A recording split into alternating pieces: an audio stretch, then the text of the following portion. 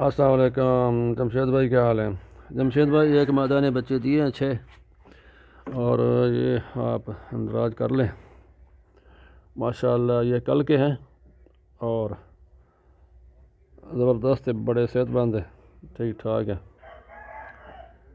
तो इनकी मामा भी ये है, ये वाली पट्ठी है। इसकी एज भी कुछ है 10 महीने। गर्मियों में इसने ये पिछली गर्मी गुजारी मेरे पास, तो अभी ये रास हुई कंसीव कर गई थी, तो इसने 6 बच्चे दिए हैं पहली बार। बाकी एक ये भी तैयार है, ये भी अल्हम्दुलिल्लाह जल्दी आने वाली है। और मेरे पास हैं अभी कोई 40-45 लाख हैं।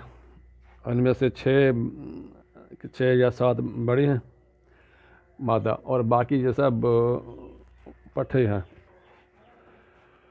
अभी मैंने अच्छी तरह देखे भी नहीं है मेल कितने हैं फीमेल कितने हैं, लेकिन मेल थोड़े हैं, फीमेल ज़्यादा है। तो जो जनवरी फरवरी मार्च में इंशाल्लाह सबकी ब्रीड आ जाएगी। बाकी काम अच्छा जा रहा है अल्हम्दुलिल्लाह, ज़बरदस्त है। ओके जी, अल्लाह हाफ़िज़।